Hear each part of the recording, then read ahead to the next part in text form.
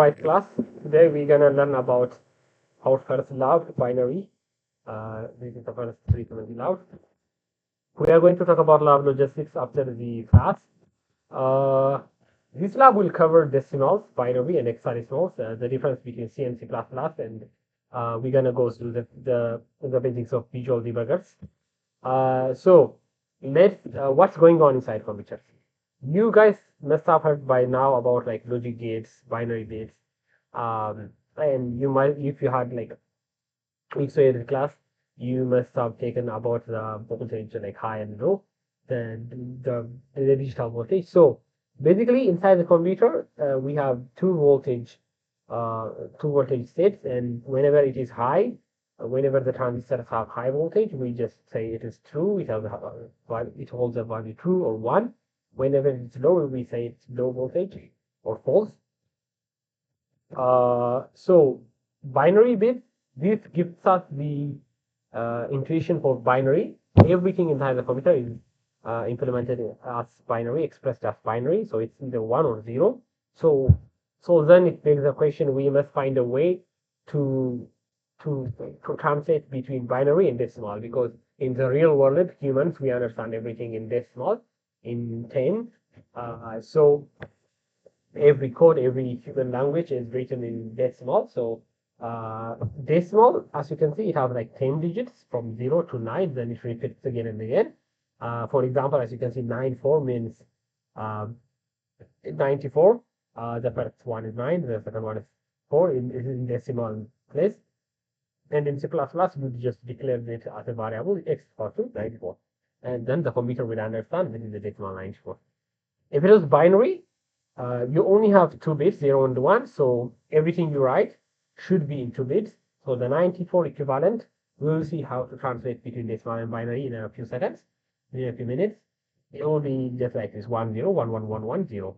And how you would write it in C++ is you cannot just say x equals to 1 0 1 1 1 1 0, because then it will think it is 1,011,000.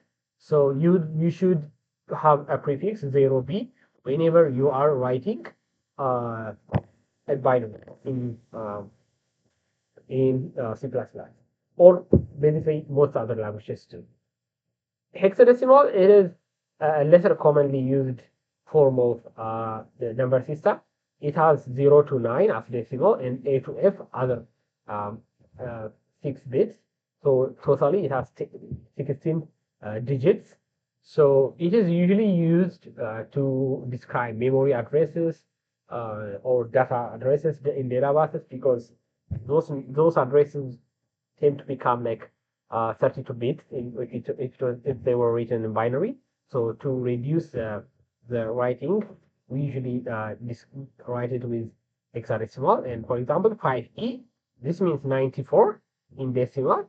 And when you write it in C++ or C or most other common programming languages, you should have the prefix 0x.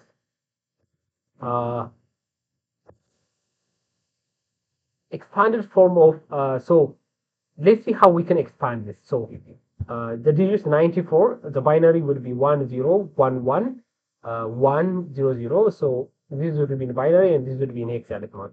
What that means is like every first bit is 10 to the power of 1, then it's 10 to the power of 0. For binary, it is like it starts from 2 to the power of 6, then 2 to the power of 5, until all the way 2 to the power of 0. So always the rightmost bit would be the decimal or the binary or the hexadecimal raised to the power of 0. Then you increase it by 1 up to the leftmost. So to convert to decimal, you just add all the values multiplied by the value. So for example, 94, 9 times 10 to the power of 1, or 4 times 10 to the power of plus 4 to the power of 0. For binary, it would be 1 times 2 to the power of 6, 0 times 2 to the power of 5, which is 0. So that is why it is not written in the box. Then 1 times 2 to the power of 4, 1 times 2 to the power of 3, and 1 times 2 to the power of 2. And then in hexadecimal, the same would be.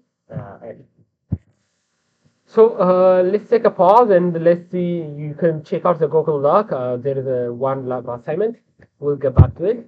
So let's go through the first problem. Conversion from binary. Convert the following binary into decimal and hexadecimal and submit. So this is the first problem in the lab assignment.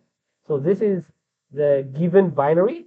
We're gonna see how we can change this into decimal and hexadecimal. It is pretty easy.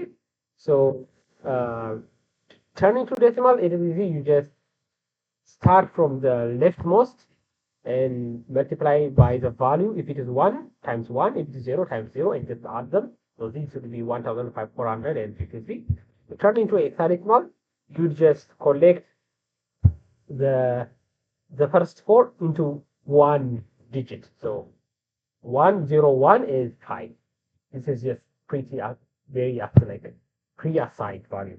1010 is A, and 1101 would be B. So this would be 5A.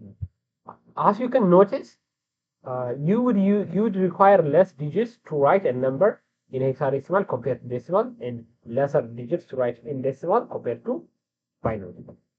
Then you can also try for octal for fun. We will talk about it in the next class. See you next week. Thank you very much.